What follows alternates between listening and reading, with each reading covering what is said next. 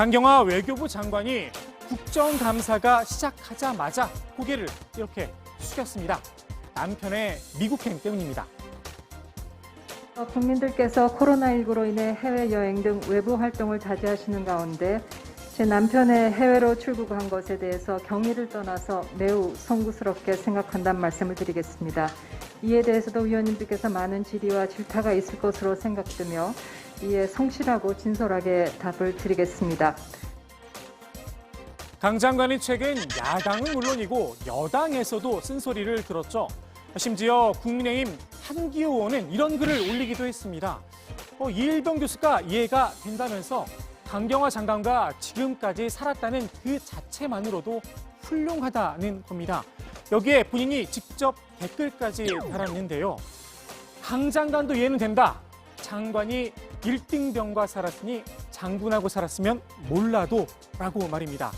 이 일병 교수의 이름을 가지고 나름의 해석을 한 듯합니다. 게다가 뜬금없이 장군이라 본인이 장군 출신이라 자부심이 대단한가 봅니다. 누가 봐도 조롱에 가까운 글인데요. 언론에서 왜 이런 글을 썼느냐 묻자 조크였다 답했다고 합니다.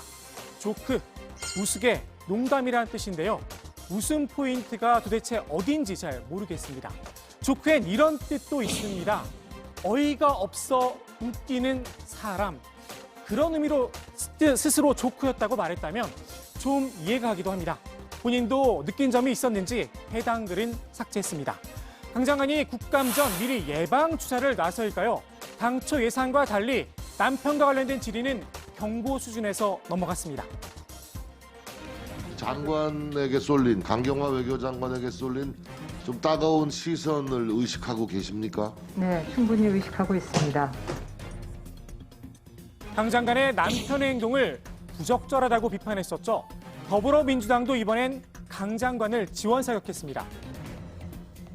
또 최근에 배우자분과 관련된 부적절한 태도라고 봅니다.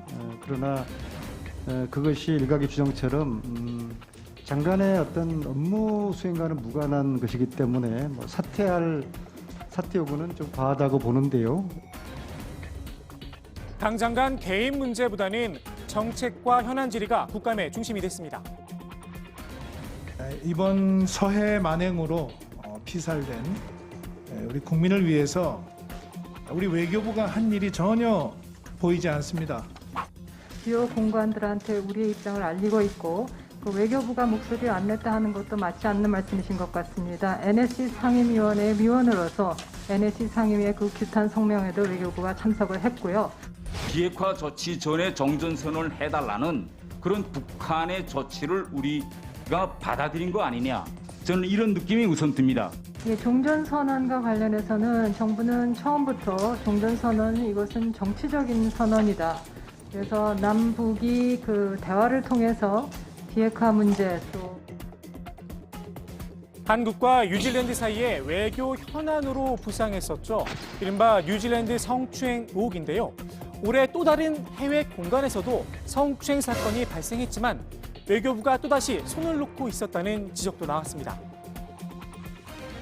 여성의 사타구니를 더듬는 장면, 이런 노골적 장면이 나왔다는데 맞습니까? 파면이나 해임해야 될 사안이라고 생각하는데 장관께서는 생각이 어떠십니까? 해당 부서에서 지금 조사가 진행 중인 것으로 알고 있습니다.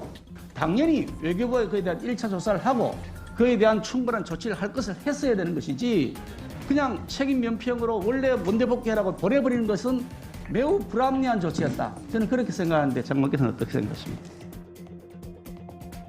강 장관은 앞서 수차례 성범죄에 관한 불관용 원칙을 강조해왔죠. 원칙을 지키는 일이 쉽지만은 않은가 봅니다.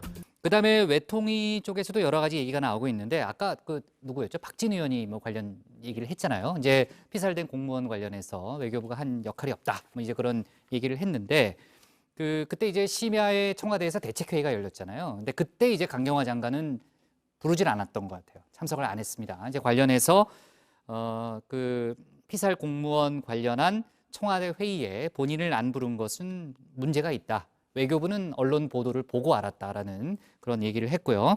있을 수 없는 일이기 때문에 국가안전보장회의 NSC에 공식적으로 문제 제기를 했다는 게 이제 강 장관의 설명입니다. 자, 그 얘기고요. 그다음 제가 조금 전에 얘기했던 조성길 전 그 대사 대리의 입국 관련해서는 뭔가 외교부가 할 역할을 충분히 했다라는 설명을 했는데 아무래도 이제 좀 예민한 문제다 보니까 구체적인 더 자세한 내용은 얘기하지 않았습니다.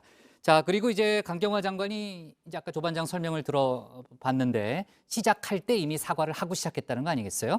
그 이후에 남편에 대한 언급을 하나 한 게 있다면서요? 오전에는 뭐 주로 워낙 이슈가 많아서 네. 정책 질의를 하다가 오후 네. 들어서 이 남편 관련 질의가 조금 나왔습니다. 지금 보시는 장면인데 이태규 의원이 강 장관에게 배우자의 여행이 오래전부터 계획이 됐던 거라면 예전부터 자제해달라고 요청을 했어야 하는 거 아니냐 이렇게 질문을 했습니다. 이에 강경화 장관이 잠시 머뭇거리다가 조금 더 답변을 추가 설명을 했는데 드리면은 네, 제가 네. 말린다고 말려질 사람이 저 대목이네요. 아니고요. 네, 지금 이제 급하게 이제 그리고 저희가 해당 장면을 준비를 했는데 조금 더 추가 설명을 드리면은 물론 외교부가 네, 이제 강 장관이 이태규 의원 질의에 대해서 개인사이기 때문에 뭐 말하기는 좀 못하지만 제가 말린다고 말려질 사람이 아니다 이렇게 답변을 했고요. 이제 해당 발언을 한 뒤에 뭐 질문을 한 이태규 의원을 비롯해서 국감장에 뭐 잠시 웃음이 터지기도 했다고 합니다. 당시 상황이. 네, 그러면서도 이제 강 장관이 올해 초에 대구 경북 확진자가 급증할 때도 이 미국행 길을 열어놓느라 상당히 애를 썼고 그 때문에 그래서 더 내가 남편의 미국행을 적극적으로 말리지 못했다 이렇게 부연을 하기도 했습니다. 국민들이 네. 물론 많은